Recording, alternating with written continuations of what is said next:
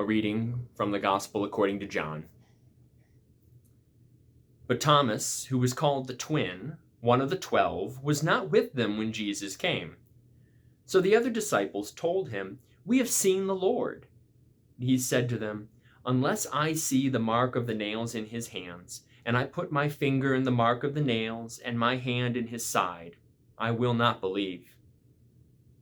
A week later, his disciples were again in the house, and Thomas was with them.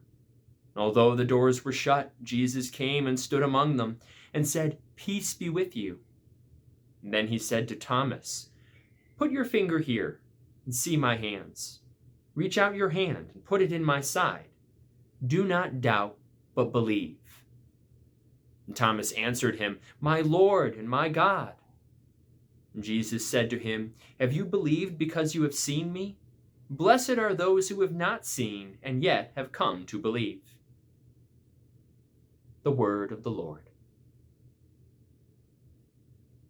Everyone, my friends, this day, December 21st, is St. Thomas Day, one of Jesus' original disciples, one of the first apostles Jesus sent out into the world. St. Thomas, the one who, if you were like me, you grew up in Sunday school with him being given the moniker Doubting Thomas.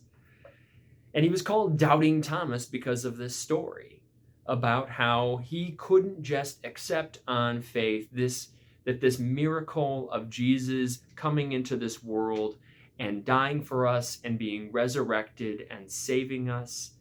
Until he could see the proof, he couldn't believe it.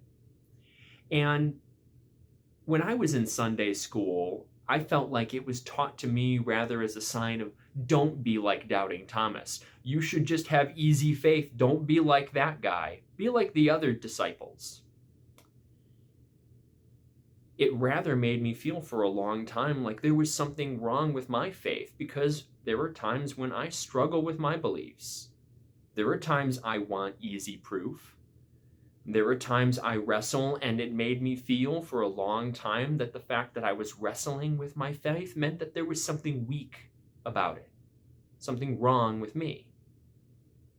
It took me a long time to get to a place where I realized, no, me being on a faith journey, with all of its twists and turns, its ups and downs, the fact that it doesn't come easy, but that it's something I have to wrestle with and own that journey of my faith, actually is what makes me a disciple. Part of what got me there was realizing that as much as the other disciples were lifted up as not doubting like Doubting Thomas did, they didn't have to. Jesus appeared to them. They had the easy proof. In a way, Thomas was the one who was the first among us to believe in this thing and to wrestle with believing in this thing when he couldn't see it, and it was a struggle. And in the midst of his struggle, what does he do? He asks for what he needs. He says, "This is what I need, Lord. I'm struggling with believing this. Lord, help me."